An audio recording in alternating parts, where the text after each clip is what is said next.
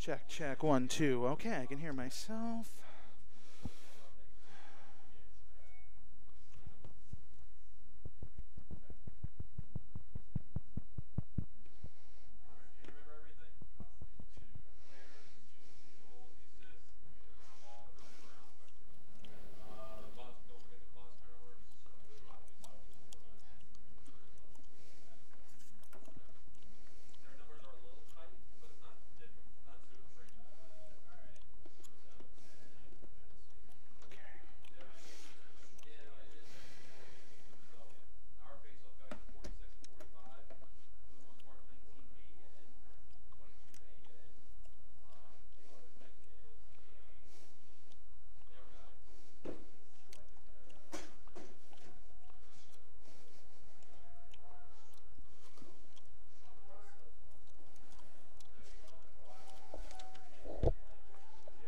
Okay. We should be okay. How are you? This is going to be fun. Playoff game. It always gets me excited. I'm more nervous about not knowing the game than if I knew. I already tweeted it to 5 people, so it's only been 10 years.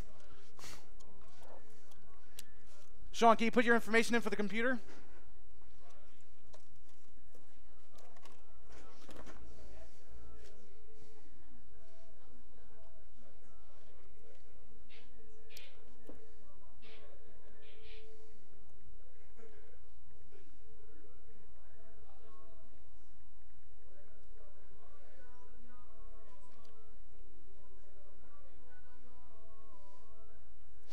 Numbers are going to be easy to see. That's a good thing.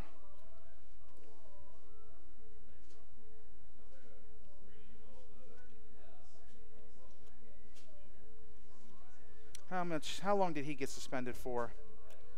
3 games. It's figures.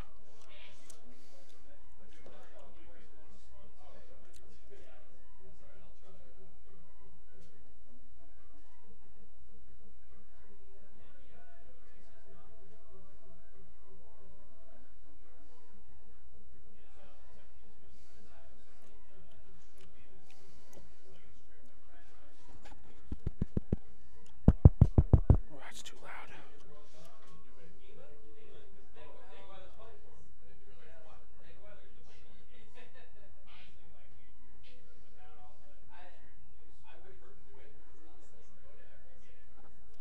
Check, check, 1, 2.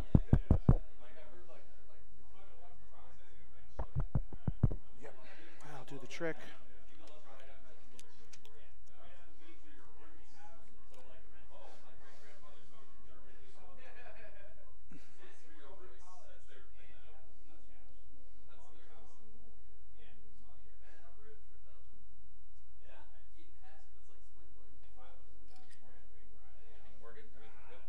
You got to do this chain thing here.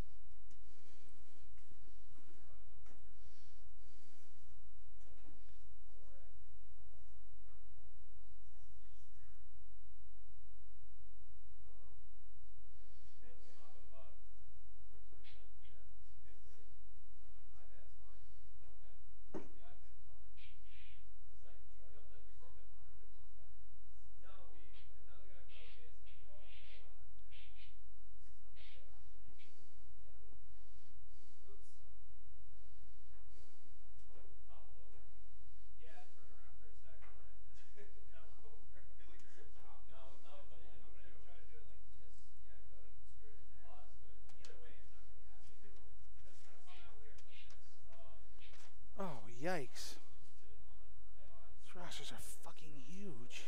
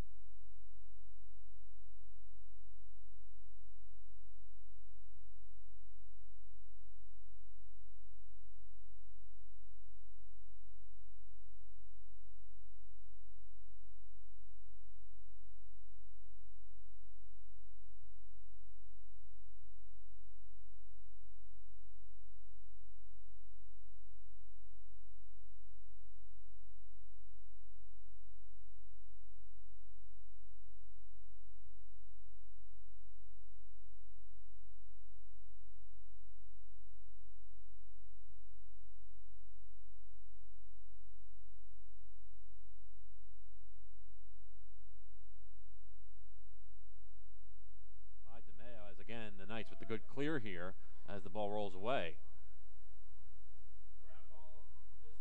Knights have it, and they'll move it upfield as they have it at the 30-yard line. And we'll get started here. Very calm. They've got the time. Of course, there's no shot clock, so they can work the ball around as much as they want and look for that good shot. Well, there's no shot clock just yet. I mean, the referees, if they do see the stall, they will turn the 30-second shot clock on. But right now, it seems like both teams have been comfortably putting the ball on target in terms of the referee's discretion. So Tristan Earl playing it behind the net.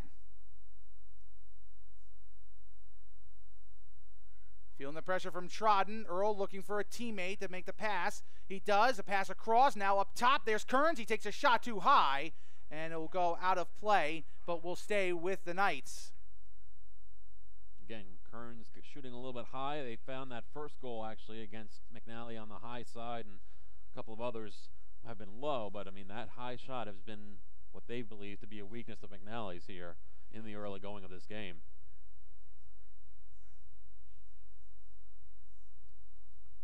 So the Knights getting it restarted here, driving towards the net. Good defense there to block off a path there, as it looked like Kugler was trying to get to the net and score his second of the game. Ball is loose. It's picked up by the Privateers. Good job there picking it up off the turf by Piscatello Jr. It was actually a good cause turnover by number 10, Brian Keegan, on the cause turnover, and it was picked up by Piscatello. Here comes Trodden. Trodden makes the pass. Nope, fakes it. Now sends it across. It's picked up off the bounce, it looked like, by Connell. And the Privateers will get it started again. 90 seconds ago here in the first half. 4-2, Mount St. Mary in front. They haven't trailed in the game yet. They led it 1-0 and 2-1. The game was tied at 2 before the Knights went on a little 2-goal run. And the Privateers trying to snap it right here and get within 1 before the end of the first quarter. Pellegrino looks to make a move, feeling the pressure. Now makes the pass off, and again the Privateers back it off as DeMeo will again very patiently. Pellegrino with a little bit of a pick there, but no body contact, and DeMeo spins, tries to move to the middle, can't. Flannery sends it up top. Ragusa has a goal in this game as the ball again is worked around. Connell sends it back up top. And now Flannery looking to make a move. Pass across, and it is going to be turned over, and here come the Knights. Well, it was intercepted by DeMeo there. Good cause turnover and ground ball for DeMeo right in the lane of the pass. Gets the clear as well, and there's 30 seconds to go here in the first quarter of play. That was Dylan DeMeo, number 19, it looked like, who had the ball. Tough with these numbers, see 18-19 for the Knights, so I do apologize if I happen to mess that up as the ball goes out of bounds, and it will be Knights ball, and I think the Privateers thought it would be there. I think the Knights thought so too, and the referee was the only one who disagreed with all the players, and that's the only opinion that matters. Well, Kugler looking for some room, takes a shot, and he scores. That was a low ground ball. He's able to find the back of the net. That's for Kugler. That's his second of the first quarter, and the Knights with 8.9 seconds to go now lead it 5-2. Well, it was the unfortunate call by the referees for the Privateers there on the near sideline. The referees thought it went, they ultimately decided that it went off the stick of John Piscatello of the Privateers, called possession back in favor of the Knights, and they obviously had a 20-second period there to set up their offense and then get that goal with just under 9 to go here in the opening quarter. Kugler already with 2 goals and an assist in this game, so he's had a strong game so far, and again, that is no surprise. He led the team in scoring, 56 goals coming into the game today. He's up to 58 now. And the Privateers, who had once, as I mentioned, were 2-2 earlier in this quarter, now trail at 5-2 as we are coming up towards the end, and the Knights gain possession. Only 3 seconds to go. And again, some big hitting here as Kearns will bring it across the midfield stripe, and time will run out here in the first quarter. 5-2, Mount St. Mary leading the Privateers here on Reinhardt Field. This is Maritime Men's Lacrosse on MaritimePrivateers.com.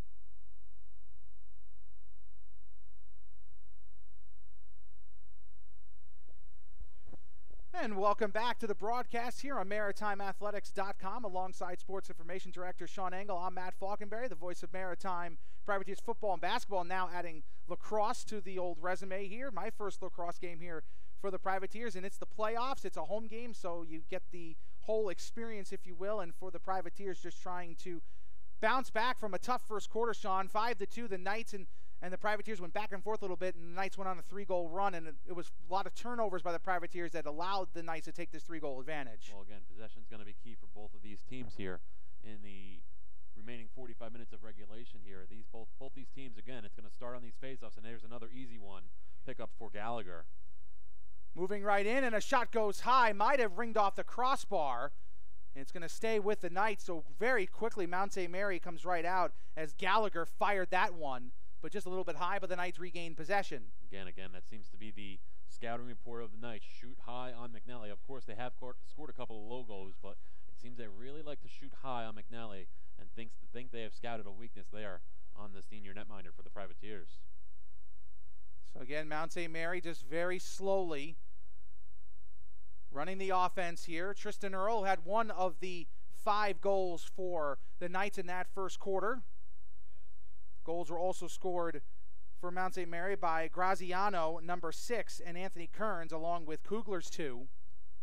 For the Privateers in that first quarter, it was Pellegrino and TJ Ragusa who found the back of the net for the Privateers. Right out in front, and a bounce shot gets deflected and will go out of play and will stay with the Knights a minute into this second quarter. 5-2, Mount St. Mary in front, trying to extend it to a 6-2 lead. A good chase attempt there by Paul Francesca, realizing that the shot was off target, ran after the ball towards the sideline, but unfortunately for him, he was just a half step behind. I believe it was Dylan DeMeo of Mount St. Mary closest to the sideline as the Knights retained possession.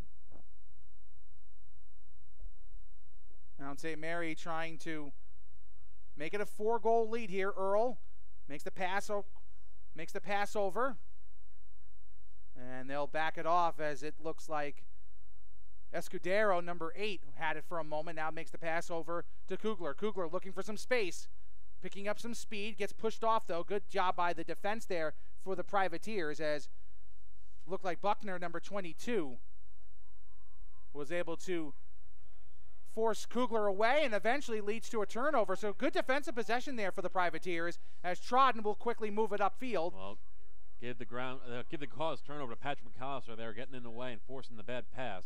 Quick shot, and that one is going to go towards the end line and will stay with the Privateers. That was actually deflected. That was actually deflected by Danny Marshall out in front. It was blocked out in front, and it went wide and out towards the flagpole on the far side of the field, towards the top of your screens. So Connell, as play will be resumed, the clock restarted. 12:55 and counting to go here in the first half. Privateers trying to get back on the board here. There's a pass, there's a shot, just goes wide of the far post. That was a ripper, but Michael Petty just missed. Connell tried the feed. Petty got off a good look, and as you said, just about a foot wide of that left post, as the Privateers again will retain possession here. So much time in this game, but every possession for the Privateers when you're trying to rally is important, as the lights are starting to take effect here at Reinhardt Field. Pass to the middle. Trodden takes a shot low. It's in the crease, and it'll be picked up, and I guess it was lost maybe in the uniform.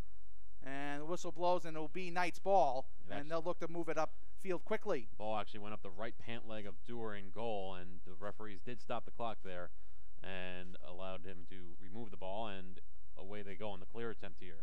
And they'll move it up very quickly now. Pass right in front, and a shot just goes wide. Oh, that was a glorious opportunity right out in front, and the shot was missed by Ryan Mariello. He was able to get a shot off, and he just, right in front, Sean. I can't believe he missed that one. He's going to regret that opportunity missed. Well, Kugler found Mariah right in front of the net, and as you said, a wide open opportunity that McNally did a nice job to kind of shut down the angle there and forced the shot to go wide. And the Privateers can wipe their brow and now try to get again this offense going here. Petty has got some space and now backs it off, and Maritime will work the perimeter here as Pellegrino has it around the 10, now 5-yard line, and will back it off.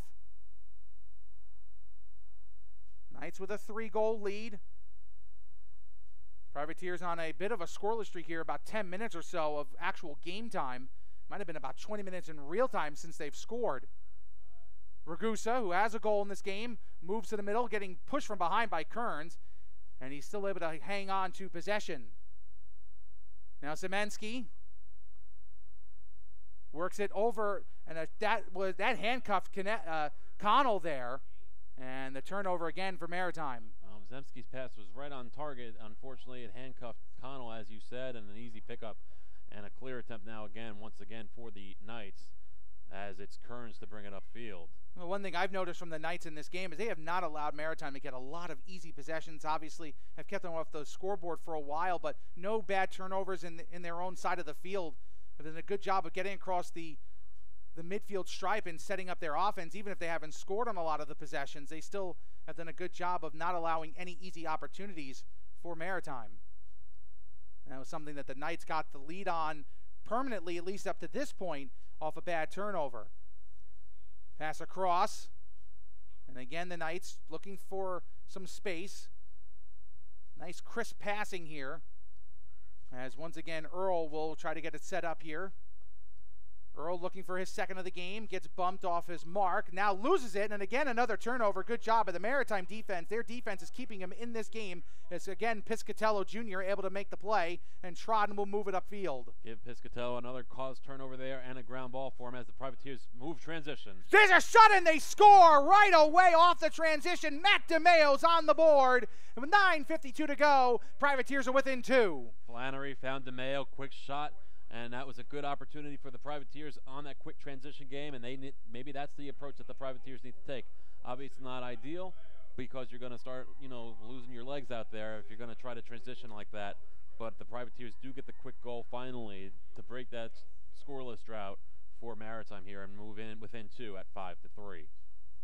So DeMayo, who had been quiet in the first half up to that point, just able to get some space and quickly rip that one home. And there was no chance there for Christopher Dorr, the goaltender for the Knights. So 9:52 to go, and the Privateers back on the board now 9-3.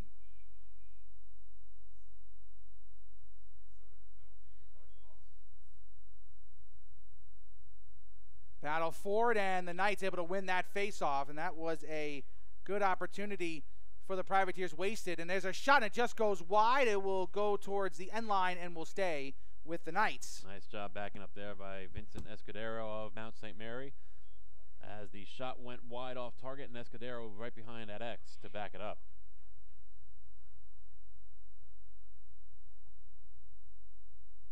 Guarded there by LaFrancesco, gets beat on the play, a quick shot and save, and a ground ball for Buckner. So now Maritime will transition right up again field as LaFrancesco gets it off to McNally. 9:10 to go here in the first half. That was a big save there, as Sean mentioned, by McNally. And now the Privateers trying to get on a little bit of a scoring run of their own. Pellegrino behind the net. Had a teammate in front, but decides to not try to force it to Flannery. Privateers, and one thing I've noticed from both these teams, Sean, there's a lot of patience. They are not going to try to force anything. It's just too early in the game. You might see that later on as the third and fourth quarters roll around, but in the first half, there's no reason to try to force something. Flannery's open, but only for a second, and a pass there would have been a really tough play. DeMayo, feeling the heat, nearly loses his footing, now tries to get around the net. Looking for a shot is the freshman, but he's able to back it out, and the Privateers get it restarted again as Daigle has it. Looks to make a move, makes a pass up top. Long shot, they score! What a rip from Connell! And it's 5-4, and the fans love it. Oh, man. Number 8, Danny Connell, able to just fire that one home from about the 30-yard line, and it's a one-goal game. And the sideline loves it. Connell with that left-handed shot is a natural lefty. Powered that ball low post and drove it right in for the Privateers, and they are back within 1 at 5-4. We're going to take a quick break, a timeout by the Knights. We'll be back. This is Maritime Men's Lacrosse on MaritimeAthletics.com.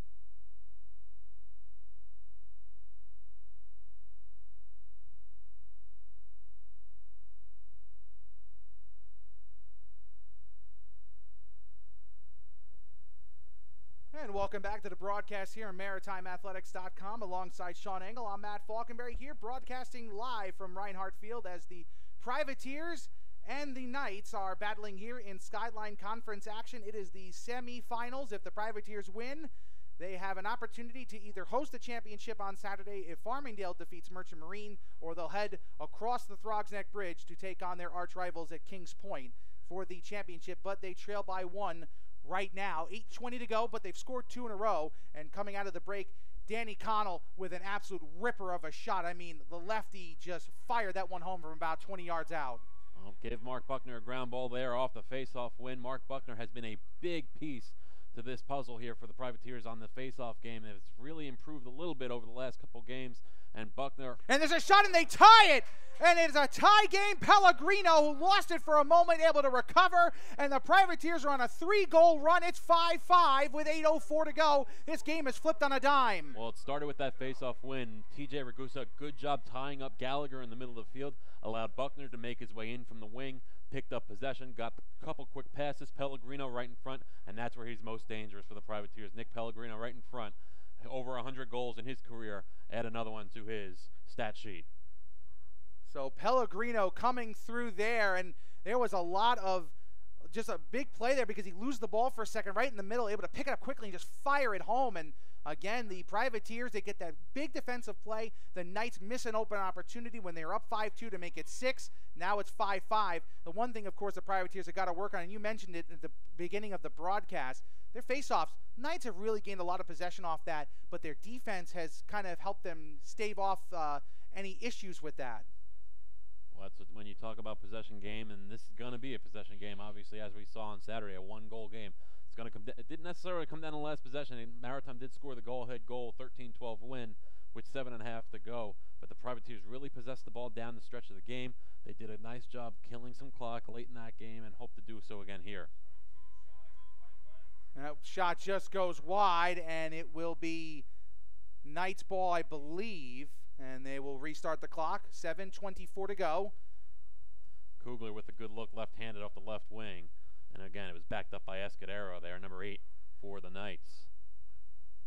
In men's lacrosse right now on the other end of the Throgs Neck Bridge, it's a 1-goal game in the fourth quarter. Merchant Marine and Farmingdale State, it's 11-10 in favor of the Mariners right now. So that is an upset potential here. And if that score flips to Farmingdale, the Privateers could be hosting a championship, but they're tied at 5 right now. 2 great games going on here in Skyline Conference action. There's a turnover for the Knights as the Privateers able to bring it upfield but could not gain possession permanently and set up their offense. Well, the Privateers did a good job forcing the turnover on their end of the field with Patrick McAllister. They transitioned well, but they transitioned a little too quickly there, trying to get too many quick passes off, and it just didn't work out. And another unforced turnover for the Privateers.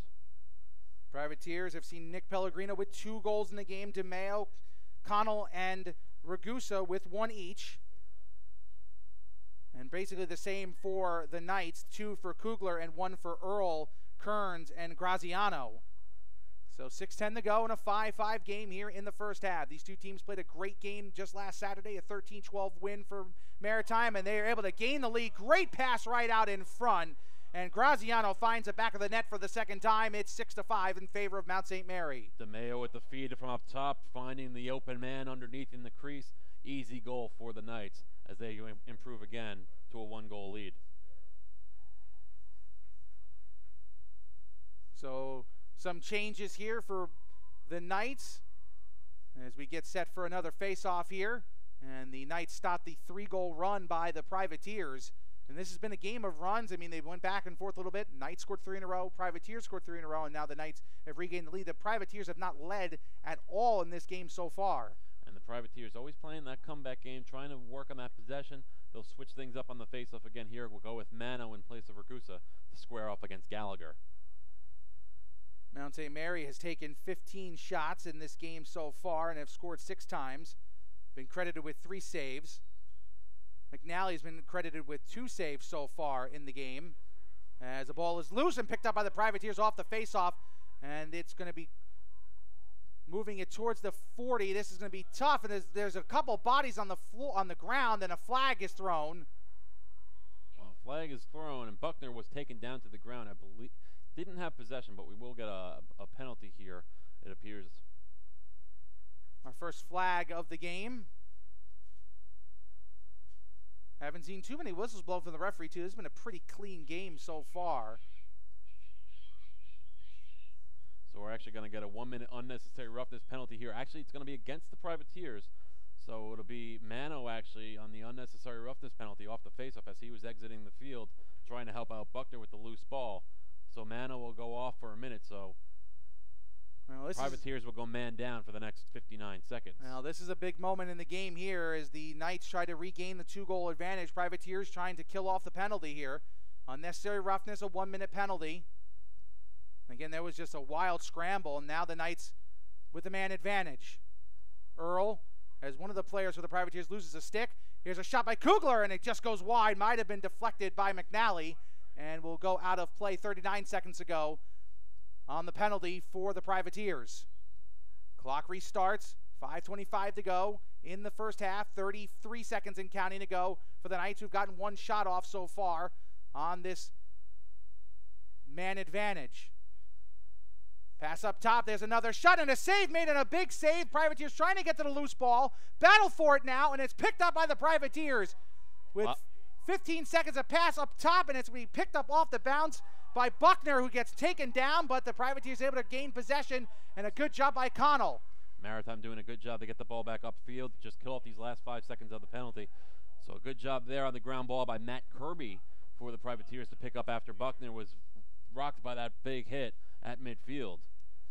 Connell has a goal in this quarter, moves in, pass across to DeMeo, he scores!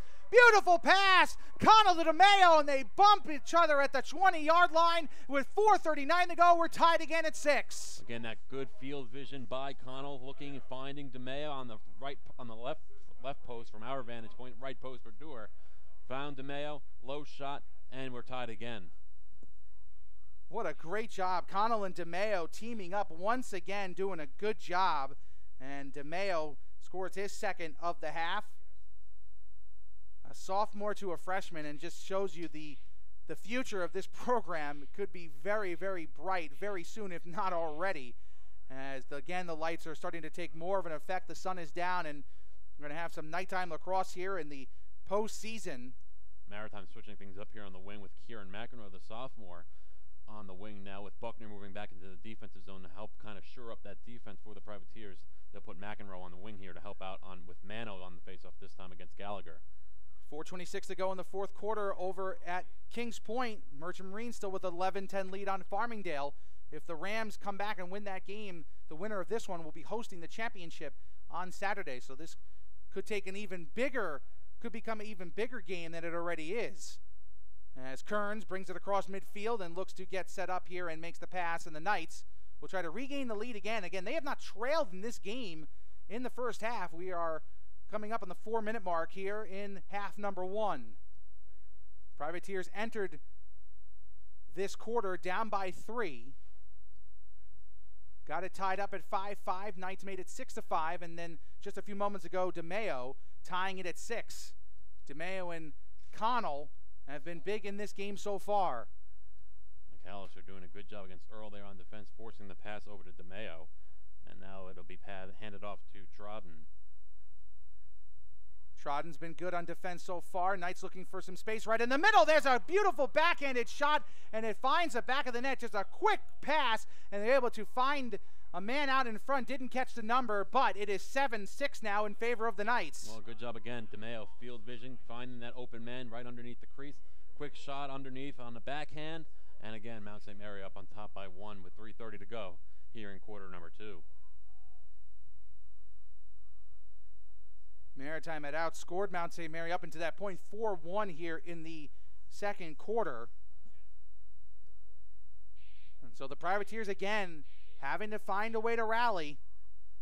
As that was Tristan Earl who was in front there that got the goal. We didn't catch a number immediately, so we wanted to wait for the confirmation from the live stats, and it was Earl. That's his second of the game. And the second time right out in front, too. He's not big in stature, but number one certainly has gone into the greasy areas in front of the net. And again, the Knights gain possession off the faceoff, and will try to extend the 1-goal lead. Well, again, Earl, like you said, is only 5'5" in stature, but he's got that quick feet. Finds his way past, slips it past the defender. Right now, Paul Francesca on him. I'm not sure if it was on that last possession, but the Privateers need to keep an eye on him at all times because he's not afraid to sneak in front of the goal. Coming up on the 3-minute mark here in half number one as the Knights just calmly moving the ball around, just trying to set up their offense here. As Dylan DeMeo, number 19, had the ball, and now the Knights will work it around. Certainly not in any rush here. They've led by as many as 3 in the first half. Up by 1 right now. Here's Kugler. Kugler's got 2 already here. Looking for a third. Gets some space, moves to the middle, takes a shot, he scores! Great move there from Danny Kugler to find the back of the net after getting some space. And with 2:33 to go, the Knights regain a 2-goal lead. It's 8-6. Top shot, top corner, finds the goal right past McNally. We're going to get a timeout here called by the Privateers. So we have a timeout, 2:33 to go. We'll take it with them. This is Maritime Men's Lacrosse on MaritimeAthletics.com.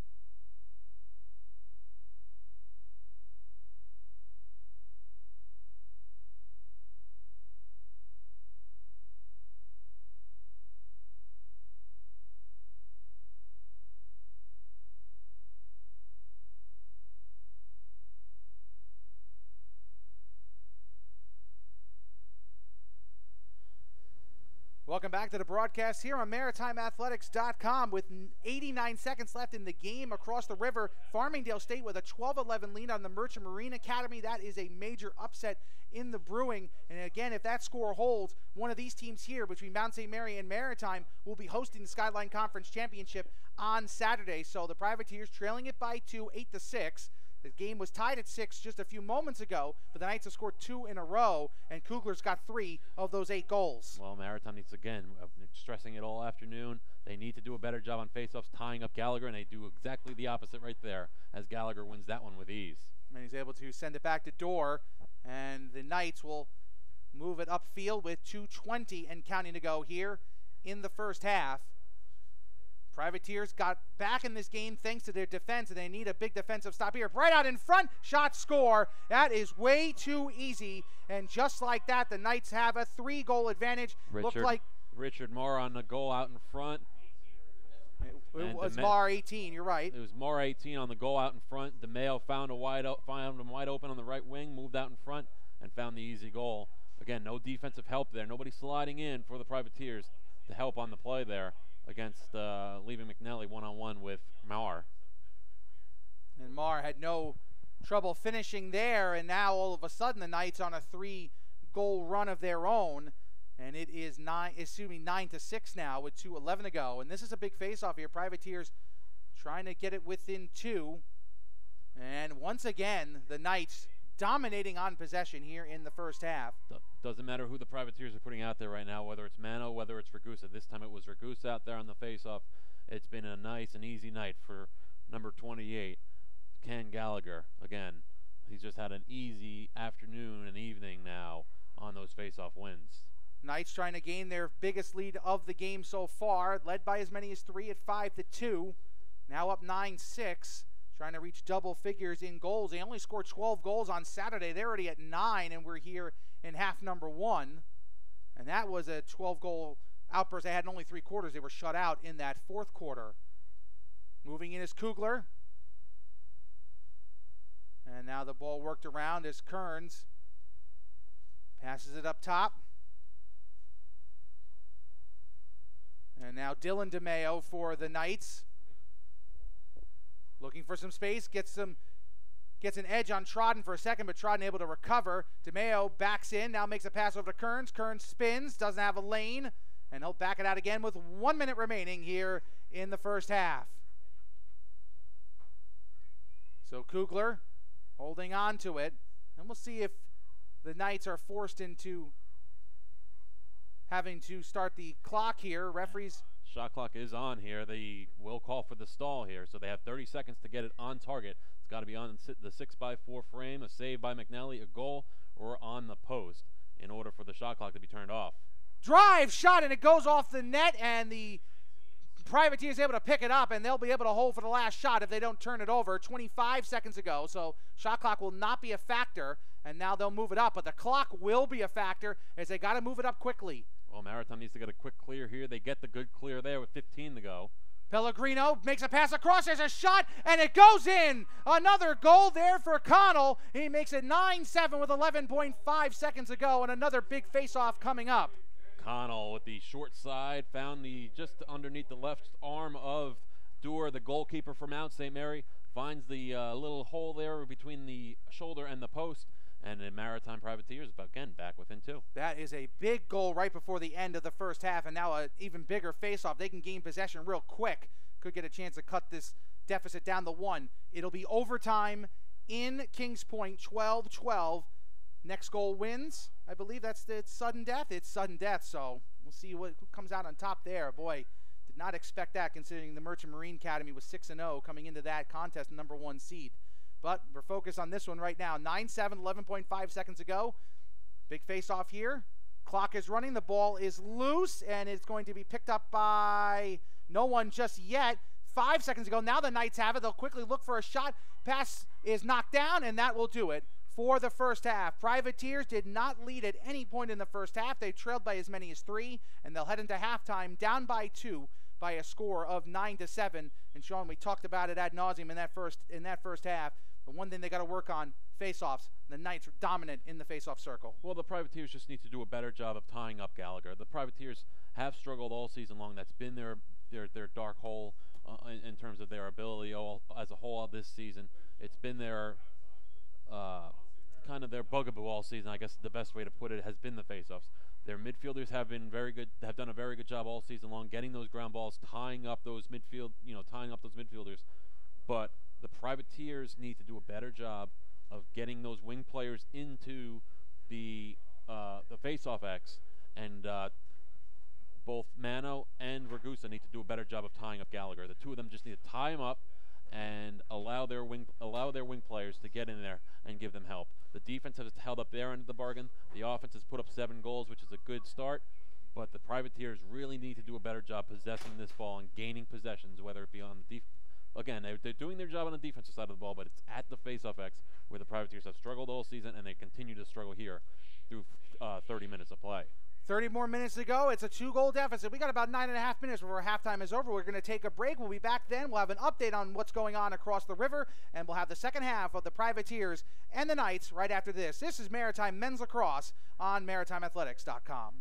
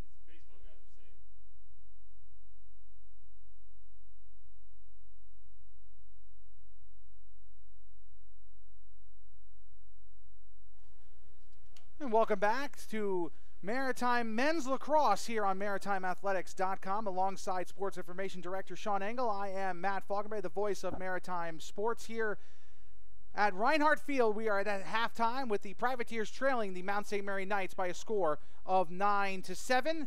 The Merchant Marine Academy winning in overtime over Farmingdale 13-12. So that means that the winner of this game will be heading across the river on Saturday for a matchup with the Mariners for the Skyline Conference Championship. And if the Privateers want to be the team that does it, they have to rally from a 2-goal deficit. They've rallied before, though, in the first half. Sean, they have trailed, though, throughout and trailed by as many as 3, now down by 2. Well, I mean, the stats, looking at the halftime stats, they are relatively close for the most part. There was only the one extra man opportunity that Maritime was able to kill off for Mount St. Mary on the unnecessary roughness penalty by Joey Mano. But the clears have been pretty evenly matched, too. Mount St. Mary 9 of 11 on their clear attempts. Maritime 12 of 13. So both teams doing a good job getting the ball from one end of the field to the offensive end of the field. But it's been the problem has persisted, and it's the difference in the stat sheet right now. Ground balls are even at 21 apiece. Shots right now are different as well, but that's because of the possession game. So again, we'll highlight that possession game again. It's kind of been a low light for the Privateers. Mount St. Mary winning 11 of 18 faceoffs. The Privateers actually getting 7 wins along the way. But that has obviously led to more possessions on offense for the Knights, and the Knights now have 21 shots to Maritime's 14, outshooting the Privateers 13-8 in that second quarter. Saves have been relatively close as well. 4 for Maritime and Brendan McNally, 3 for Dewar for the Knights, and turnovers again. They've been even as well. It's 9-9 each way for the Privateers and the Knights. You know, the guys that have been making the difference in the game. I know he's got a couple goals here today for the Privateers. It's Danny Connell for Maritime and Danny Kugler. So if your name's Danny, you're having a good day here on this field as we get ready to start the third quarter of play. So it'll be Ragusa to try to win this face-off here. And again, don't forget, these two teams matched up just a few days ago on Saturday here for Senior Day, and that was a game that the Privateers trailed going into the fourth quarter 12-10. So they were down in that game and were able to rally. So this game is far from over. This is a loose ball, and it's going to be the Knights who pick it up. It's a big hit. Now the ball is loose. Chasing after it is going to be Kearns. Kearns tries to knock it away. He does, but out of play, and the Privateers, helter-skelter, win the possession off the face-off.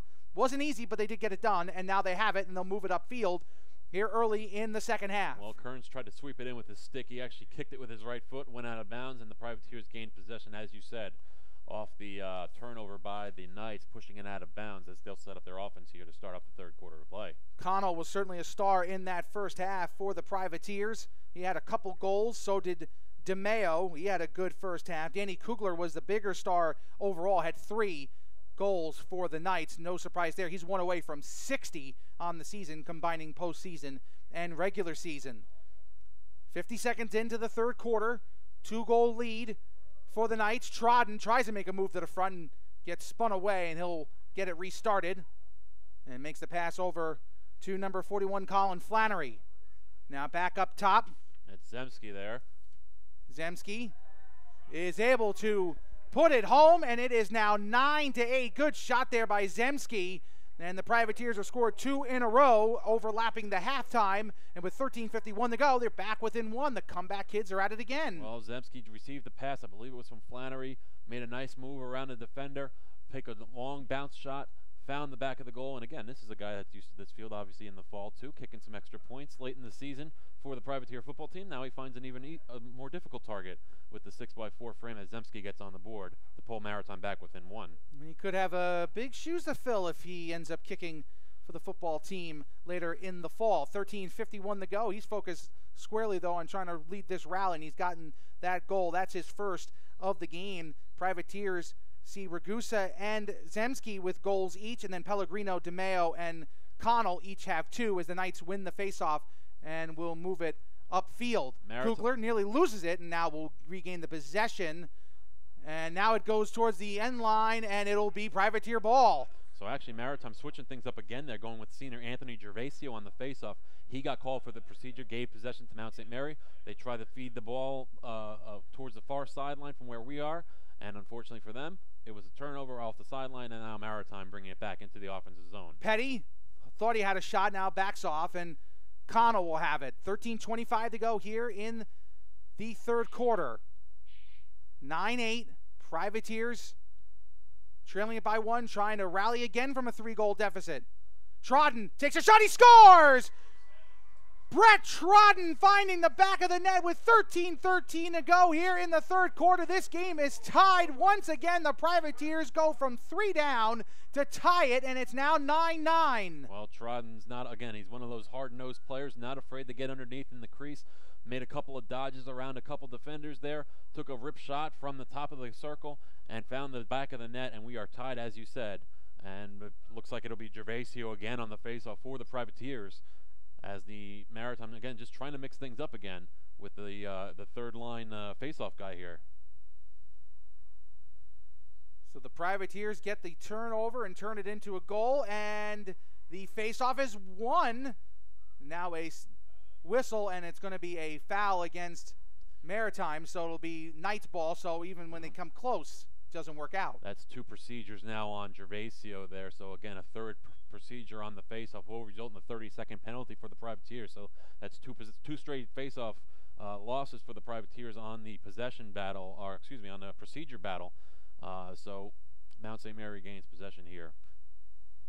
Trying to regain the lead again. As I mentioned, the Knights have not trailed in this game. Led 1-0, led 2-1. They led 5-2, led 9-6 in this game. I mean, it has just been back and forth, but the Privateers have not had a lead yet in this game. The Knights trying to regain it again, try to get the double figures in goals. That nearly intercepted. Kearns takes a shot, and he is able... Off the post. Actually, no, I thought that had gone in. It hit off the post and goes all the way towards midfield, and it's picked up by the Privateers. And the ball is going to stay with Maritime. So it was the shot that was off the post, went off the sideline. Maritime was closest to it because it was right in front of their bench.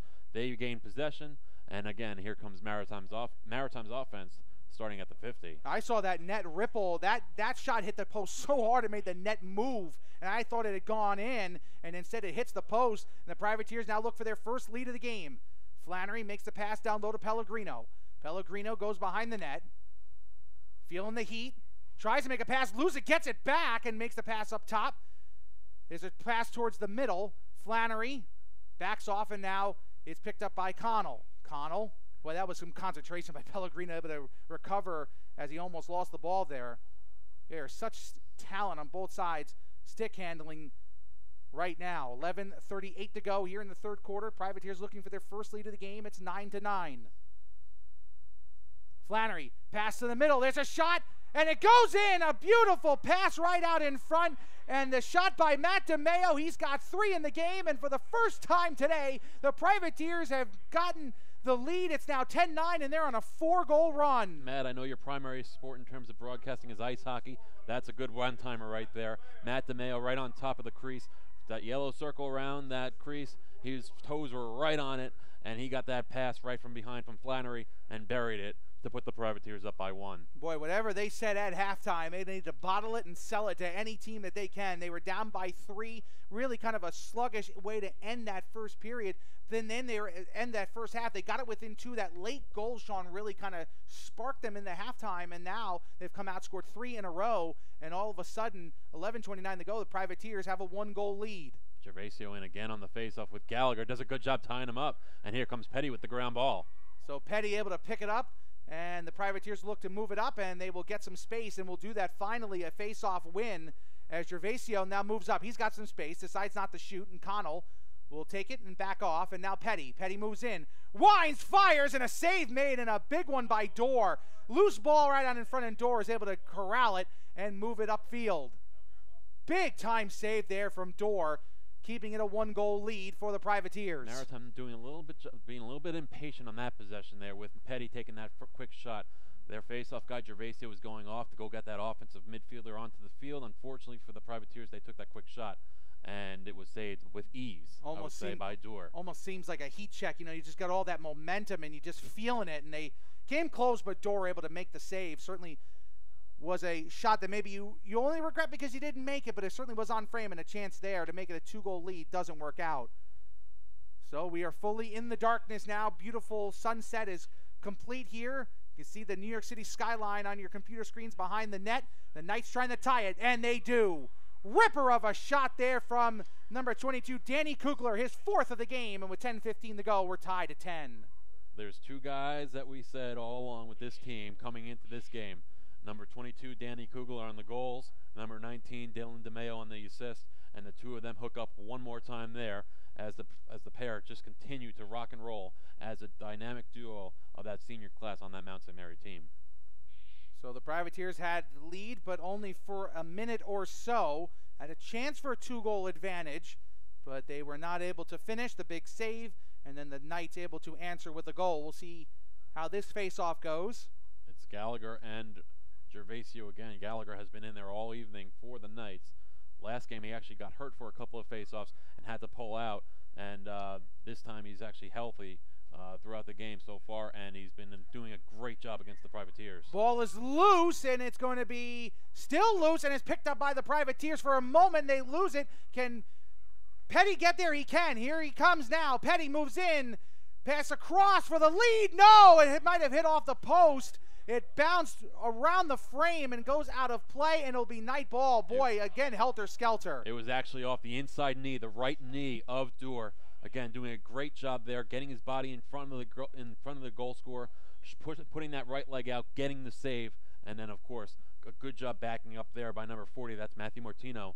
Again, backing up the play, getting the ball back, and here they come on a clear attempt. So the Knights able to survive a couple of good chances there as Dorr has made a couple of big saves, and now here comes Mount St. Mary try to regain the lead. Pass to the middle, there's a shot save made, and a big one there for the Privateers as McNally knocked it away. Loose ball, and it's picked up by Maritime, and a quick pass over to McNally, who quickly will move it upfield. Here comes Trodden as Maritime and the Knights playing another classic so far today as Trodden brings it across.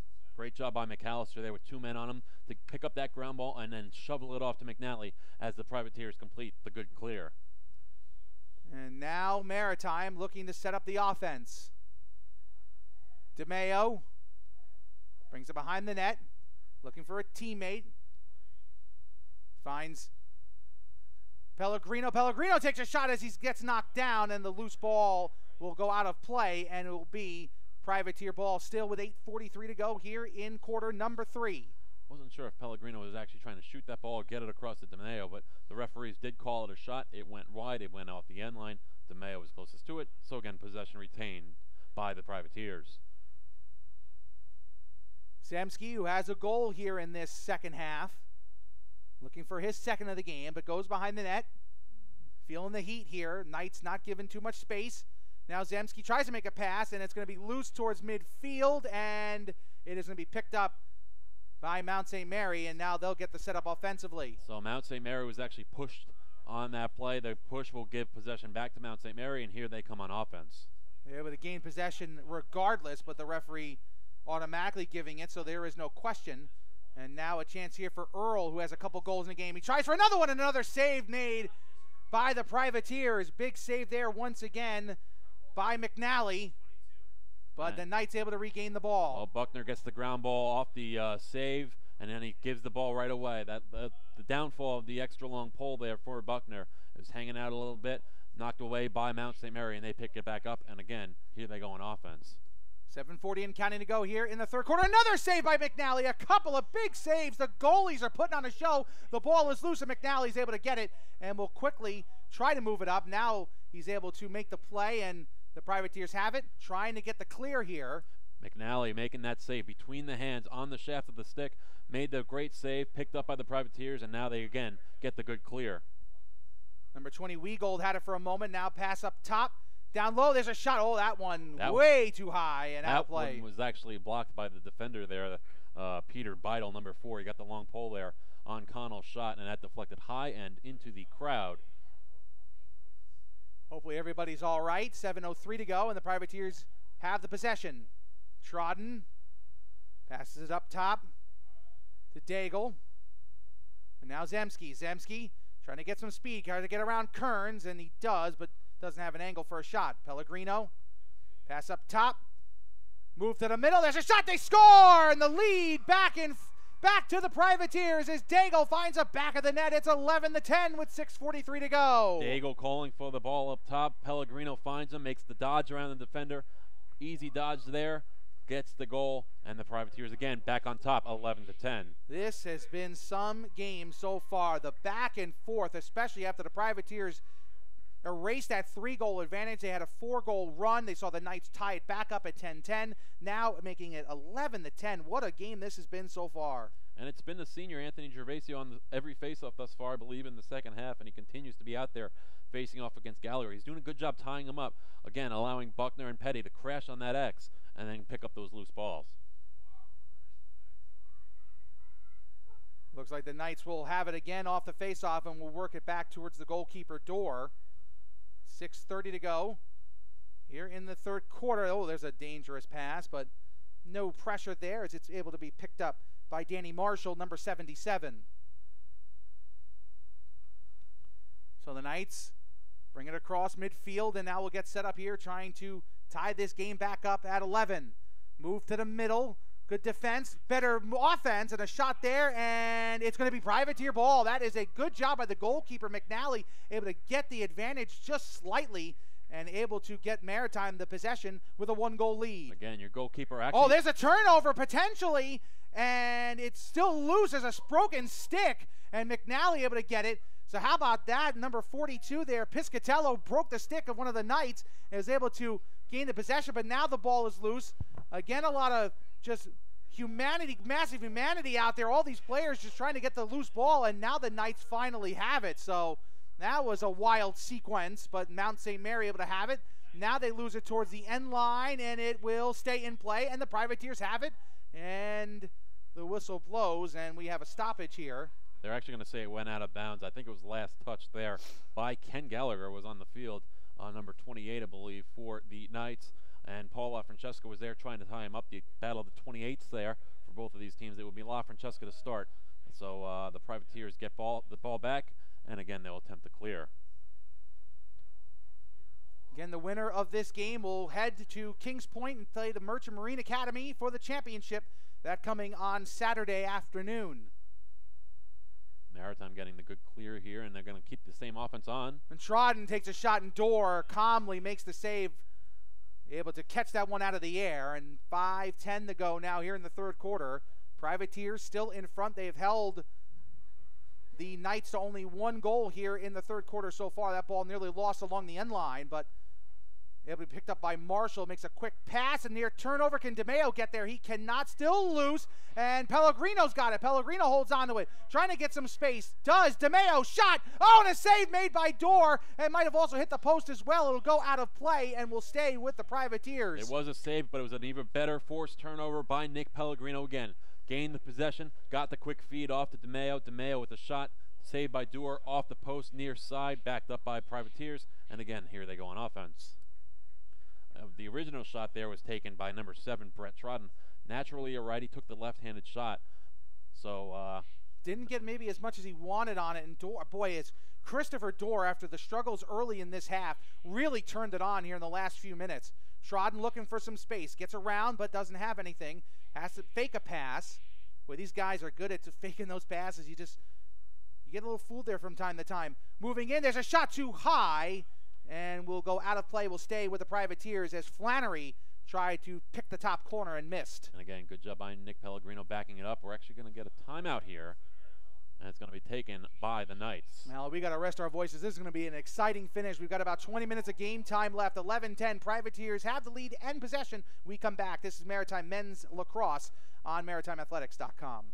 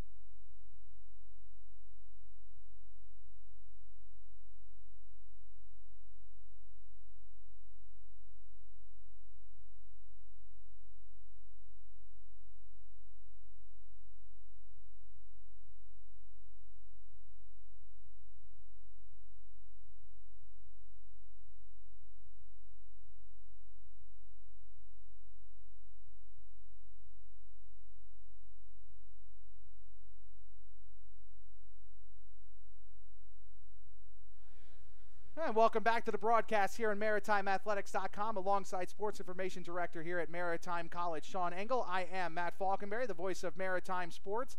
It's 11-10 here in the Skyline Conference Semifinals. The Privateers leading the Mount St. Mary Knights 11-10, 4:15 to go here in the third quarter. Privateers have trailed by 3 goals multiple times, 5-2 and 9-6. They scored a goal late in the first half to make it 9-7. That's where we were at halftime. And they were able to score 3 in a row to make it 10-9. The teams have traded goals since then, and the Privateers have an 11-10 lead.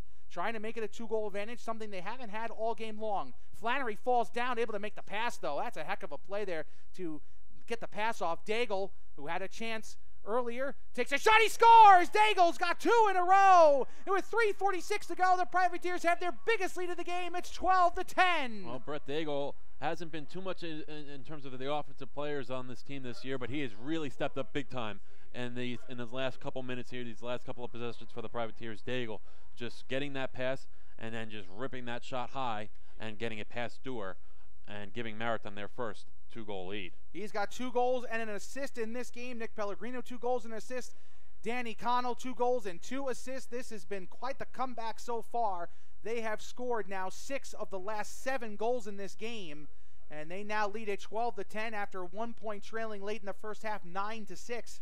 So this has been quite the turnaround here for the number 2 seeded Privateers, playing their first home game in the postseason since 2008 and their first postseason game overall since 2011. And they are giving the fans quite a treat as they win the faceoff and will move it upfield. Again, Gervaisa just doing the job there. His job there in that situation is just tie it up, allow Petty and Buckner to crash.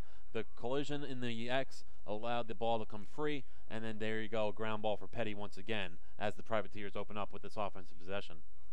3:20 to go here in the third quarter. Still so much time left in this game. The drama will only thicken as this game goes on. We've already seen one near upset, as I mentioned, Merchant Marine winning in overtime, 13-12. They trailed with 90 seconds to go, able to win that game. This game is certainly going to come down to the wire, you'd have to expect. Ragusa makes the pass up top. Now back in front. Daigle, who's got 2 already, 2 in a row, looking for the natural hat trick, will make the pass over to Trodden. 2:50 to go now. And again, the Privateers in no hurry. Referee has not called for the shot clock quite yet, as they, of course, have been moving the ball around. 2:40 to go here. I've only had the shot clock called for once so far in this game. 2:37 now. Trodden up top. DeMeo takes a shot just wide of the near side post and will go out of play, and will be Knights ball with 2:32 now to go as the clock is stopped after the change in possession. So DeMeo was looking short side on that one and just missed. He's been quiet here in the second half after a 3-goal outburst in the first half. Again, a difference in strategy for him. DeMeo obviously has a lot of height, likes to shoot low. This time around, again, this game, I really haven't seen him shoot high a lot. He's been shooting high basically all game, and another shot there that went just wide of the top left corner of the goal. I apologize, he did have a goal earlier in the second half, so he's 3 overall, had 2 in the first half, but certainly has been quiet for a few minutes, and he just missed there. Knights trying to slice into this 2-goal deficit here.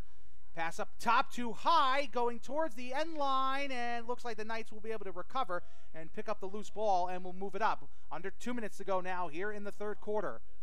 Mount St. Mary 10, Maritime 12. You're watching live coverage of this playoff game here in the Skyline Conference on MaritimeAthletics.com. Shot and another save by McNally. He has been clutch here in the third quarter with a number of big saves, and he comes up with another one there. DeMeo found a wide open Marr on the right wing, and McNally was there to answer as the Privateers again look to clear it up the field. And they do so with ease, and DeMeo now in control. Finds Trodden. As the Privateers, with 1:15 to go now here in the third quarter. We'll see if they do enough to earn the final possession here of this quarter. Got to get it to the 30-second mark without the shot clock being started here.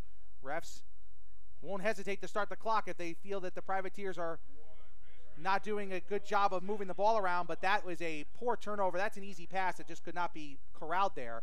And the Privateers' unforced error leads to the Knights regaining possession with 56.5 seconds to go. Again, Maritime trying to force a pass through traffic. It was deflected by a stick, I believe. It was a stick of Maritime because obviously it went out of bounds off the sideline and in favor of the Knights. So the Knights now with it as they get the good clear with 47 seconds to go.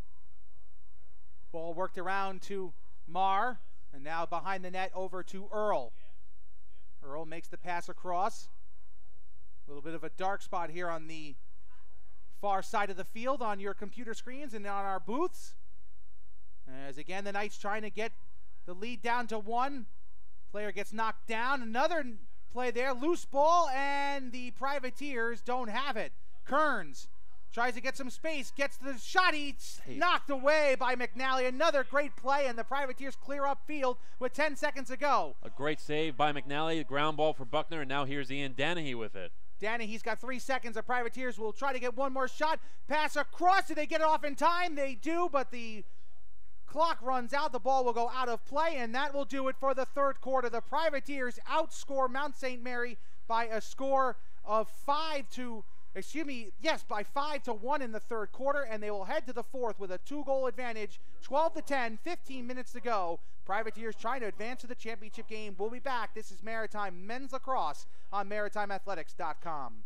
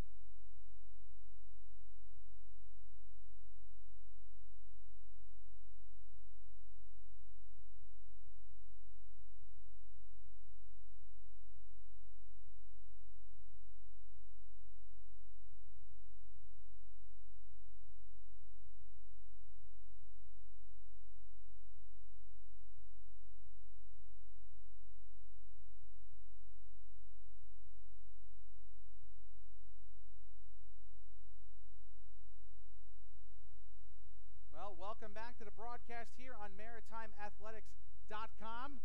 Privateers and the Knights here in the fourth quarter. It is 12-10 in favor of the Privateers. They trailed by as many as 3 goals in this game. Their largest lead is the one they currently have, Sean, and they are 15 minutes away to advancing to the championship game. It's been a long time since they've been able to do that, and well, what are they going to do in the next 15 minutes to hold on to this 2-goal advantage? Well, they've got to do what they've been doing here on the face-off X, and that's where it's been starting and ending for the Privateers.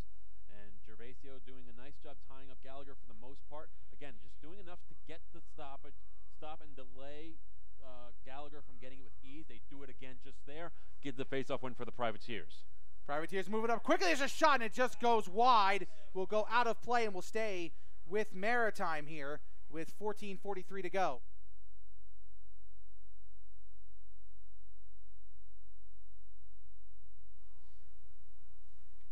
So the Privateers will have the possession here, and again, time is a factor. Shot clock might not be a factor yet, but it could become one later in the game. They don't want to stall too much because then they'll be forced to give up possession here. So it's going to be quite a balance trying to figure out when to go, when not to.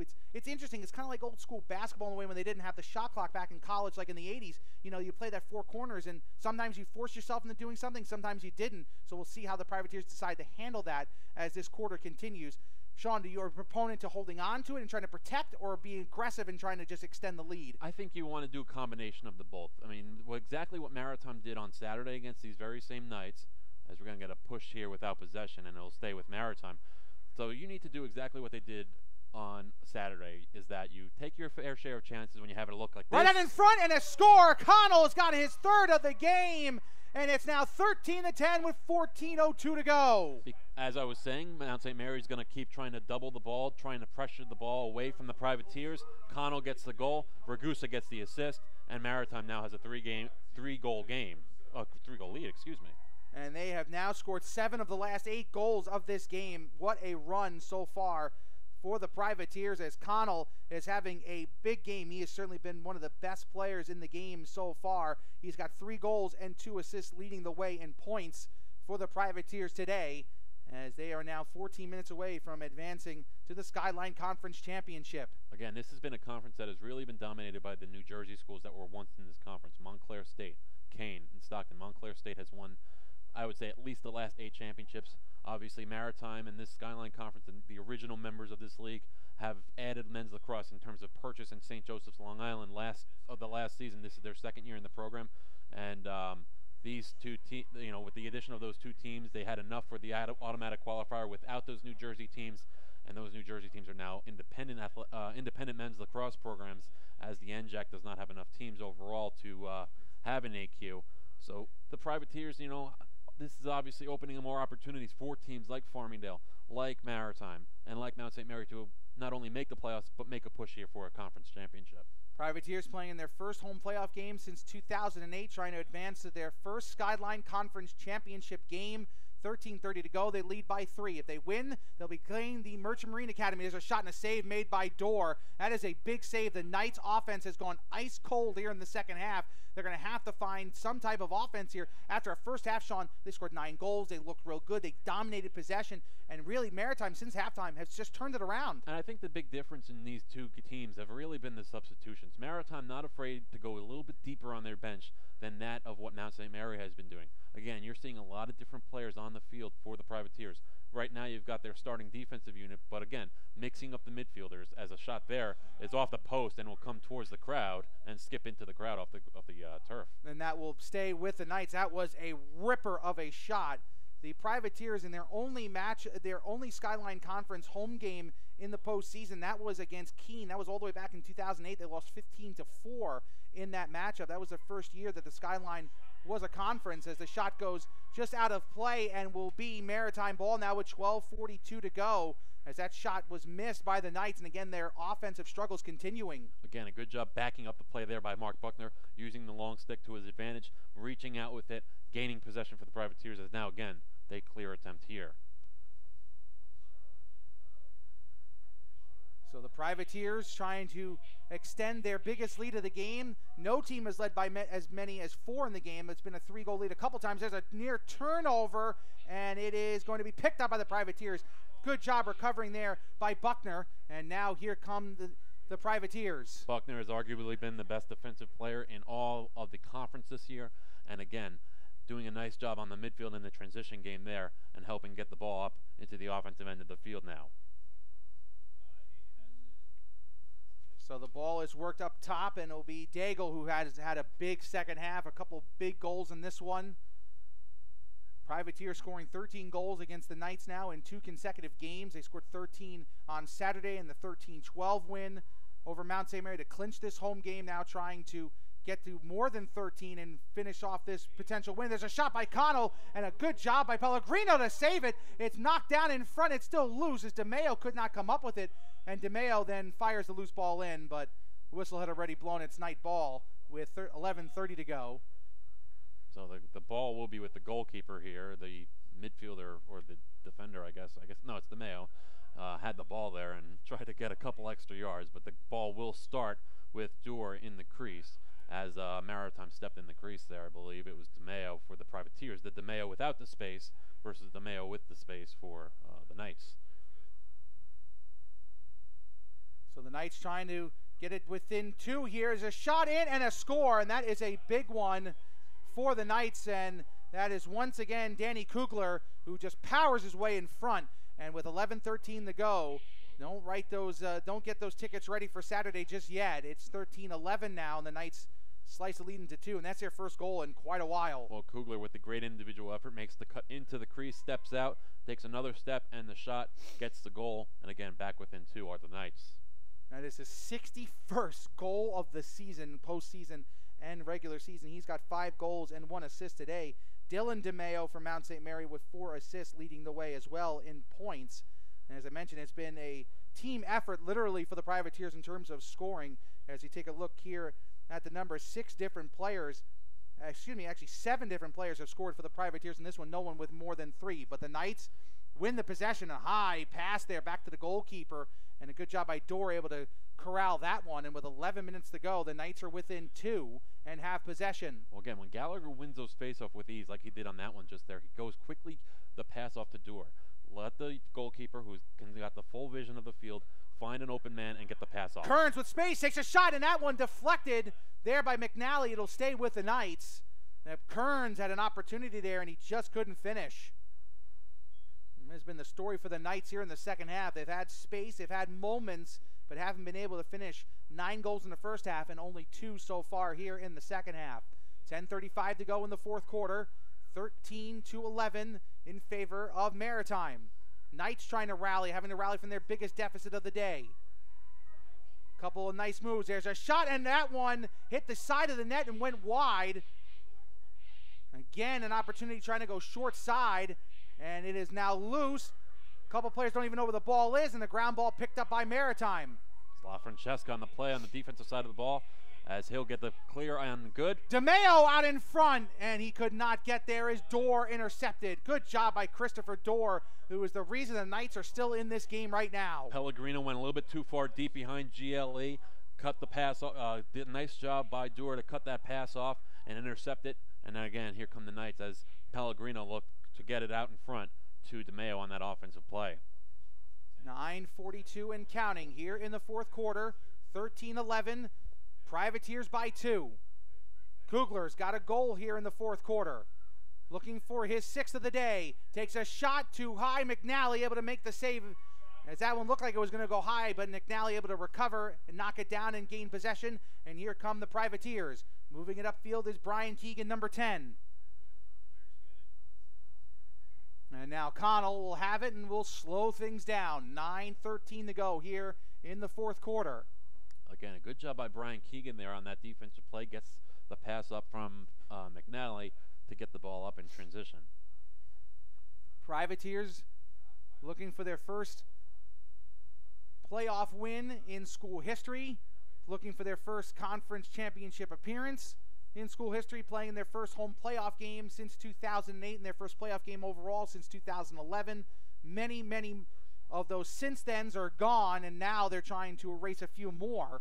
If they can come away with a win today, TJ Ragusa tries to make a move, goes behind the net, and we'll find Connell. Connell backs it off, pass out in front, DeMeo off the post, but Connell able to recover it quickly. Pass again out in front, now picked up there by Danahy, and Danahy will slow it down. They've had the ball now for over a minute. This is exactly what the Privateers want, but they want to finish with the ball finding the net and extending this 2-goal advantage. Well, it's been Mr. Clutch right there, number 3 with the ball right now. Number 3, Ian Danahy, scored that 13th goal for the Privateers to give them into this game and the home game here in the postseason. Pellegrino, who had a good first half and has been very adept offensively making those cross-crease passes.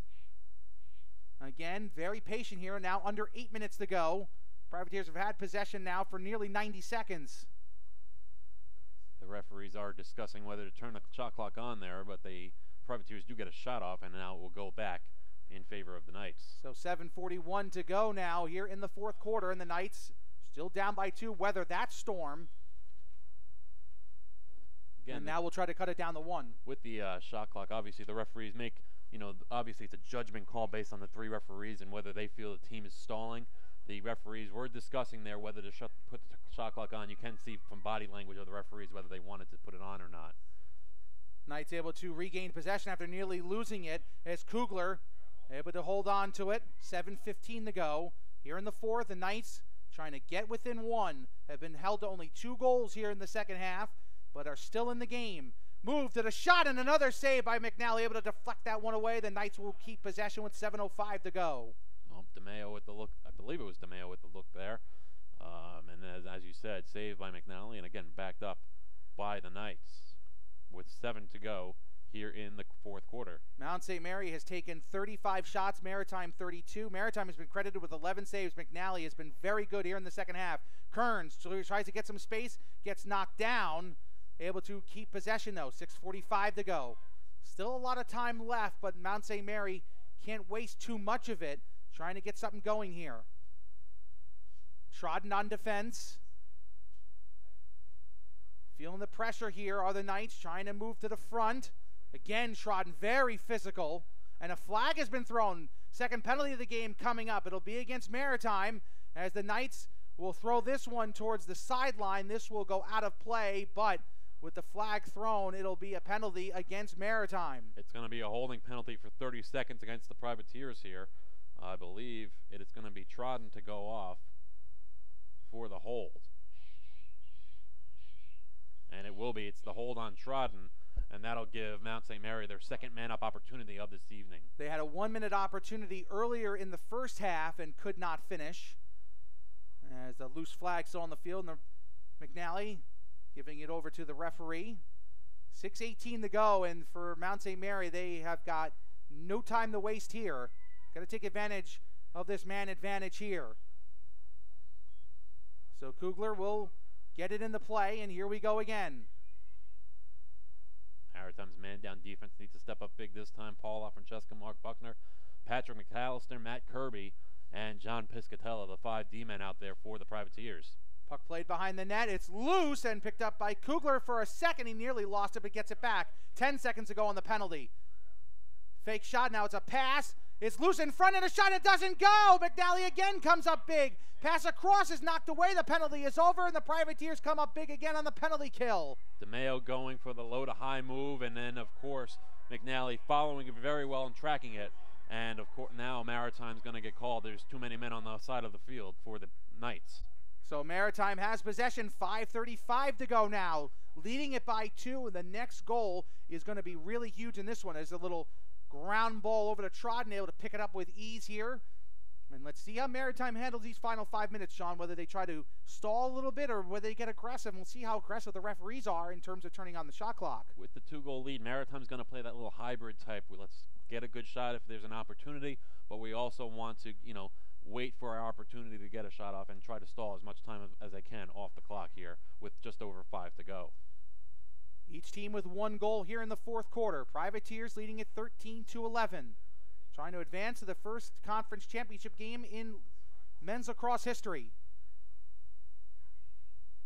There's a shot in and a big save made by Dorr. Another big one there as Zemsky, able to get the shot off there. Zemsky tried to use the screen of the defender in front, Matthew Martino of Mount St. Mary and Dorr was up to the task and he made the save.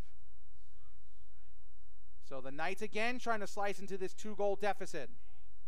4:25 to go. I want to clarify, Maritime trying to advance to the first men's lacrosse championship game in Maritime history, not in all of history. There have been plenty of those. And now Kearns, Mount St. Mary not in a huge rush just yet, now coming up on the 4-minute mark. Well, again, We'll see what the strategy's going to be. McNally's been up to the task on the defense. They are going to have to start getting some shots off here, but Maritime's defense has been up to the task. They most certainly have been here in the second half, holding the Knights to only 2 goals here. But Kugler's got 1 of them. He's got 5 in the game, over 60 on his season. Can the Knights get a shot off here? There it goes, and they score, and all of a sudden, with 3:47 to go, it's a 1-goal game. It was Dylan DeMeo once again for the Knights on the unassisted goal there. And for Dylan DeMeo, that's his first of the game. He now has 5 points, 1 goal, and 4 assists. And here comes the biggest face-off of the game coming up right now. Well, 3:47 to go here. It will be Gervasio for the Privateers, who has been taking every face-off here in the second half. And again, Gallagher, who's been out there all game for the Knights to face off for Mount St. Mary. So this is a big moment in the game. The Knights trailed 13-10 early in the fourth quarter. They've cut the lead down to 1, and they need a face-off win, something they've been getting all night long in the worst way right now. So we'll see exactly how it goes for the Knights. Can the Privateers come up with another big face-off win, which they've been much better at in the second half, I must say. It's been Gervasio tying up Gallagher there, and obviously, as I say, that Gallagher wins that one with ease. But again, Gervasio has been tying up Gallagher, doing a good job allowing the wings to crash with Buckner and Petty, who are both leading the team with their top ground ball men coming into this game. Buckner with 63 entering today, Mana with 48. We've seen 1 Skyline Conference semifinal go to overtime. Could we see another? Kearns driving, takes a shot, and it just goes wide. Might have been deflected by McNally. It goes out of play and will stay with the Knights with 3:22 to go here in the fourth quarter. A 1-goal game. That ball was definitely tipped by McNally. They were pushing it just wide of the post and give him another save for the senior out of Long Beach. DeMeo drives, looks to tie it. He does not, and a big save by McNally, able to catch that one clean. And here come the Privateers with Keegan moving it up with 3 minutes to go. Can the Privateers make it a 2-goal game? We'll see how they handle it here. Looks like they're going to be happy. And now a penalty has been called. This is a big moment now as the Knights have got to try to knock the ball out of play, do something to keep the Privateers from holding on to the possession here, as there's a flag down, a penalty coming up on the Knights. The referees can put the shot clock on, as I fully expect the Privateers to kind of stall a little bit here, hold on to the 1-goal lead, but again, as soon as they will, they're probably going to have a 30-second pushing penalty, power play, excuse me, so Maritime going to take some time here, but again, look for the referees to put the shot clock on here in the near future. We'll see when they do so, if they decide to do so. Pellegrino right now with it. Under 2:20 to go now. The shot clock has still not been turned on. The referees kind of thinking things over right now as the Privateers are holding on to the possession. The penalty coming up. There it is. And they will now turn on the shot clock. So the Privateers have 25 seconds and counting to get a shot off. 2:02 and counting to go in the game. Privateers will have a power play coming up in 20 seconds or less. So this is a great strategy by the Privateers. The referees do put it on a little bit earlier than what they normally would. Maritime, what they can do actually is just take their time and not, well, there they go. They turn it over anyway. Actually, no, they did not. There's a shot. It goes high out of play off the netting behind the end zone here. And with 1:44 to go, the clock is stopped and a penalty coming up against Mount St. Mary, and it will be a 30-second penalty will be called here against the Knights. So with 1:44 to go, 104 seconds left in this game, the Privateers will try to find the back of the net maybe one more time with the man advantage. They have not had a man advantage in the entire game. Talk about a fortuitous time to get your first power play of the game. Well, Maritime again with the 30-second push. Power play will send off Anthony Kearns. So Connell will get the ball to start the possession here. They do wave the shot clock. The shot clock is reset, obviously, with the start of the new power play here. So Privateers do not get a full 30. It's going to be stopped, and the Maritime Privateers will have the full 30-second man advantage here. 100 seconds now to go. Privateers leading it by 1, 13-12. The same score they won against this Mount St. Mary Knights team on Saturday. Moving to the middle is Daigle. Daigle plays a pass up top. It's going to go out of play, and it'll be Knight ball. 14 seconds on the man advantage for the Privateers, and 1 minute and 28 seconds to go in the game. Can the Knights find the late tying goal? They'll have to do so with 10 seconds now remaining on the power play for Maritime. But the Knights calmly get the ball back to the goalkeeper, Dorr. Dorr has been big in this second half, but not as big as McNally. Can McNally come up with one more big save? Can the Privateer defense force a turnover or get the ball back on a wide shot? We'll see what happens. Coming up on 1 minute to go here in the fourth quarter, and a timeout has been called by the Knights with 1:02 remaining here in the fourth quarter. So the Privateers will have both of their timeouts left. The Knights are out of timeouts for the rest of regulation. Maritime holding on to the 1-goal lead, but again, after the timeout is over here, Maritime will be on defense with the Knights threatening down by 1.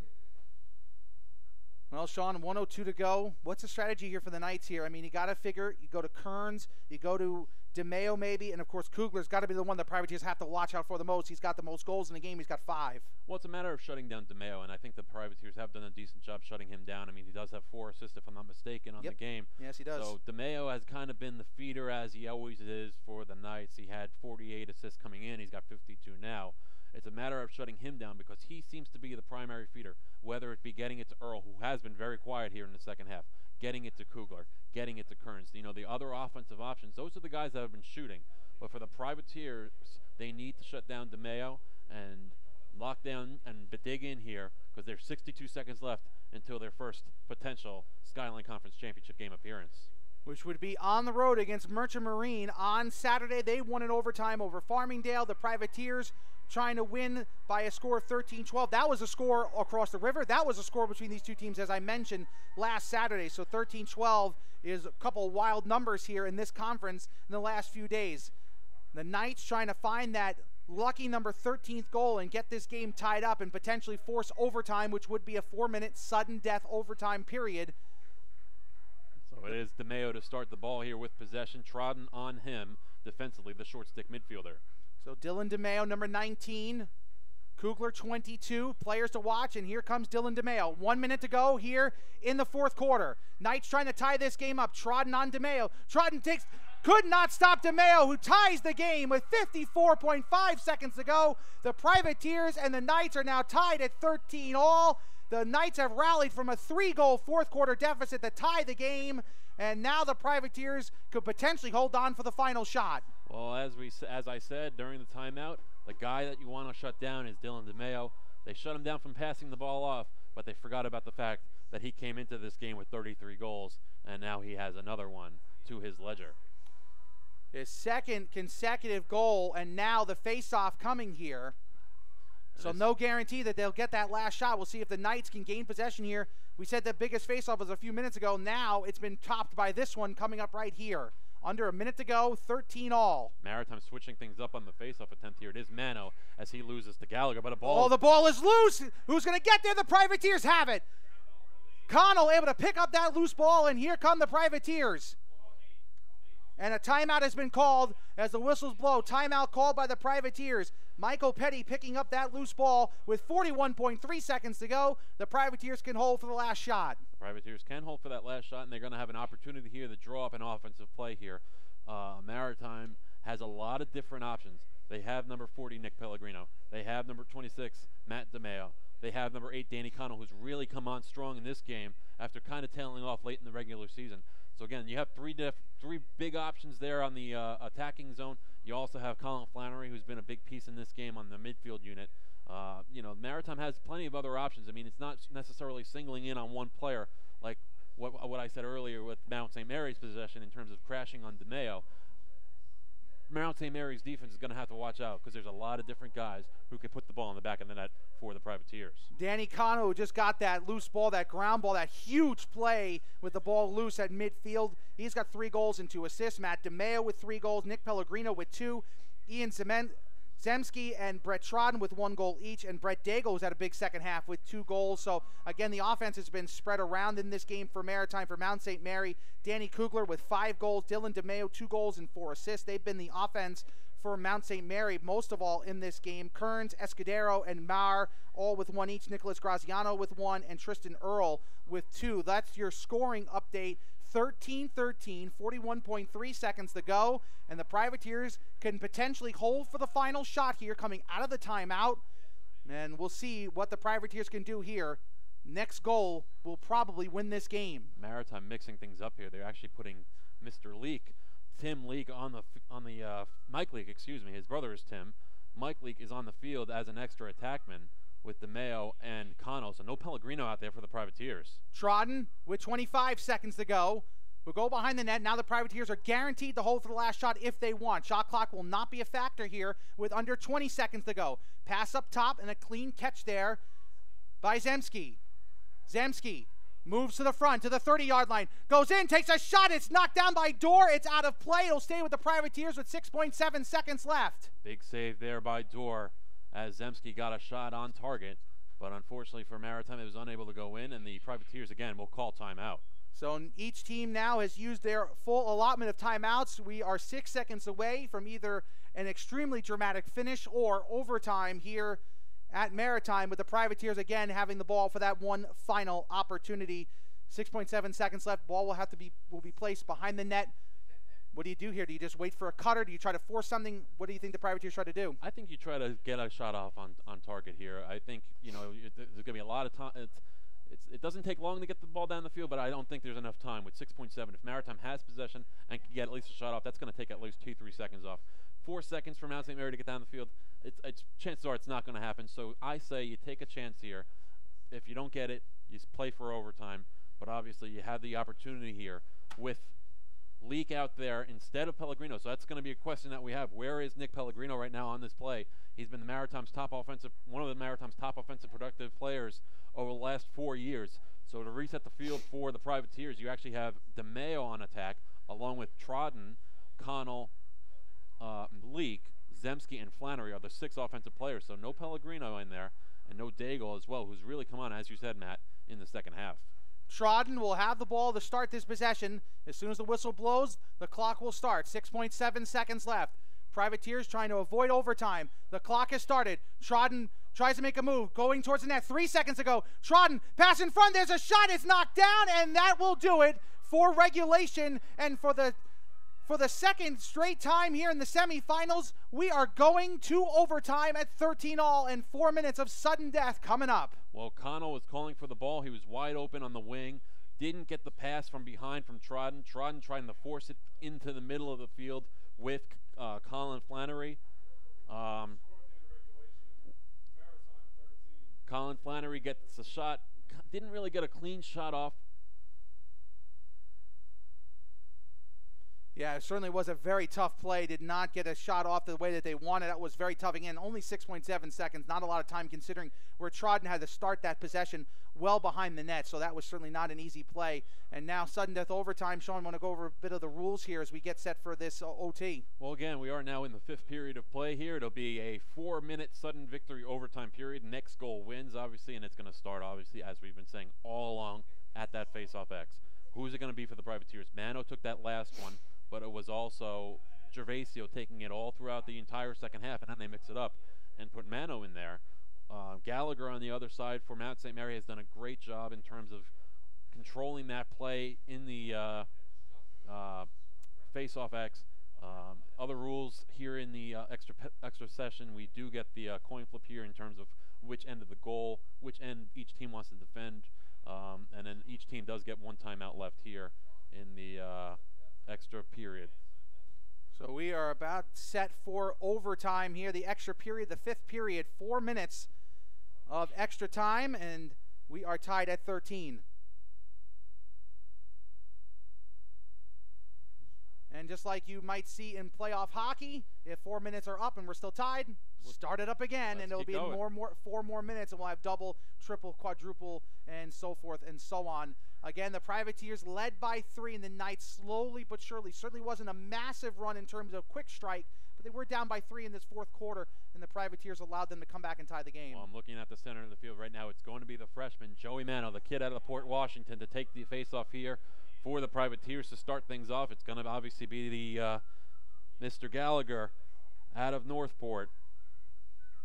So you got Nassau County versus Suffolk County, a little Long Island battle here on the face-off. And this is going to be a big face-off. Merchant Marine won their face-off, gained possession, and were able to win the game in overtime. So they were able to gain possession right away and ended up finding the back of the net. Let's see what happens here. Privateers have been better at the face-offs in the second half, but it's been mostly Merchant Marine. The ball is loose, and it is picked up by the Privateers, moving in quickly. Next goal wins. There's a shot save made by Dorr. It's loose. Who's going to get there? Players are hitting the turf, and it's going to be Maritime ball with 3:45 to go. I think that one actually ricocheted off the post a little bit too. It rattled around, as you said, a lot of bodies flying all over the place. Maritime gets possession. They will use their timeout here to set up their offensive attack. So 3:45 to go here in sudden death overtime. And the Privateers have the ball first, got a shot off, didn't see exactly who got that shot off. It was a quick strike. It looked like DeMeo may have been the one that gotten that shot off, but either way, it hit off the post. Dorr might have deflected it as well, slowed it down just a bit. And now a timeout has been called by Maritime. So 3:45 to go. Time is on their side. They don't have to rush, but obviously they want to get a great shot off and try to end this game. You want to look for your great opportunity. You don't want to try to rush something and force something outside, you know, just for the sake of taking a shot. You want to have a great opportunity to get a good look on goal and get a good look on target. And it's the Privateers, you know, actually, as I was going to say, Nick Pellegrino was actually back out there for the Privateers to start overtime, and he was on that, and he was that last possession to start the game, to start the extra session. So interesting on the exchanges with the players on the offensive attack here. So you had DeMeo alongside of Connell and Pellegrino, their starting unit out there for the Privateers. Privateers had a chance with just about a minute to go in the fourth quarter, but could not find the back of the net. Now they will try to do so here in overtime. The Knights led this game 5-2, 9-6, both in the first half. The Privateers led 13-10. That was their biggest lead. Privateers at one point scoring seven of the 8 goals in this game overall. 7 out of 8 goals scored in the game by the Privateers, but they saw the Knights rally from a 3-goal deficit to tie it, and now we're in sudden death overtime. Next goal wins. Trodden Brings it behind the net. 3:40 to go here in OT. Trodden spins. Tries to make a move. Now makes the pass. Ragusa on the bounce. Now has it. TJ Ragusa finds Trodden again, and Trodden and Ragusa play catch. Flannery, number 41, is out there as well. Now Ragusa looks to make a move. He's got some space. TJ Ragusa loses it. It's picked up at the side of that. DeMeo shot, and it did not go, and it's picked up by the Knights. That one was off the post. Actually, advantage for the Privateers. It bounced right to DeMeo, picked it up, got the shot off, hit off the post, came right to midfield, and Maritime and Mount St. Mary, got to watch here not to get offside. Here's a chance here. Here comes DeMeo for the win. DeMeo scores, and Mount St. Mary is going to play for the Skyline Conference Championship. It's DeMeo who ties it and then wins it in overtime. The Mount St. Mary Knights rally from a 13-10 deficit to win it here in overtime, 14-13. What an incredible game. Unfortunately for the Privateers, it ends in a loss, and the Knights, 1 full minute into the extra session here. Again, the referees did a great job of this game, maintaining it, not calling too many penalties. I mean, they had to call the obvious ones. There were 2 against Maritime. There was 1 against Mount St. Mary. But again, for the Knights to get that ball, it was just, he was wide open. DeMeo was wide open there. He picked up that loose ball at midfield, basically, after that scrum right on the 50-yard line. Picked it up at the 40, had a wide open lane to the goal, and then just took advantage, went a one-on-one with McNally, and at that point McNally really couldn't do too much there for the Privateers. So Dylan DeMeo able to pick up that loose ball after the clear by the Knights, able to get on the break, and he goes in, and after tying it late in the 4th quarter, he wins it here in overtime by a score of 14-13 for the Privateers. Their season comes to a deflating end. They were so close. They led by 3, but just couldn't hold on to it in the end. And Mount St. Mary gets a measure of revenge after losing by a goal just on Saturday. They come in and get the 1-goal win. And for the Privateers overall, a very, very tough ending to the season, but one that they can look on maybe when the pain subsides, maybe in a day, maybe in a week, maybe in a month, but when the pain does subside from this loss, they can look at it and say, this was a very successful season. First home playoff game in 10 years, first playoff game overall in 7 years. And they took a very good Mount St. Mary team right to the wire, and there's a lot to build on, a lot of young talent out there that's going to be back next year. Well, there's a lot of young talent, but also this is an opportunity to talk about these seniors for the Privateers. I mean, this is a group of seniors that came in 4 years ago and were, you know, they were looking to be the new building blocks of this team. They lost a lot of great talent from that previous year, my first year here. And again, to see this group of seniors over the 4 years grow and develop as they have, putting on the numbers that they have. I mean, a great goalkeeper in Brendan McNally. The great career of his comes to an end. 9 wins this year, 25 or 26, I believe, for his career. You know, hundreds of saves for him. You know, you just go up and down the list of seniors. You know, you look at a guy like even Anthony Gervasio here in the second half, tying up that face-off, getting those wins for the Privateers on face-offs. I mean, you just up and down the list. You got Ian Danahy scored the game-winning goal, the 13th goal on Saturday against Mount St. Mary. Nick Pellegrino over 100 goals. Danahy also had 100 points for his career. Pellegrino was right up there, you know, in terms of the modern-day points record, alongside Donald Tobey, who's you know, Mr. Maritime at the time and was an All-American caliber, was an All-American player. So Nick Pellegrino was right there. And again, up and down the list of this seniors. You look at other guys who are seniors on this team: Brett Daigle, TJ Ragusa, Ian Ballou, the backup goalkeeper, Paul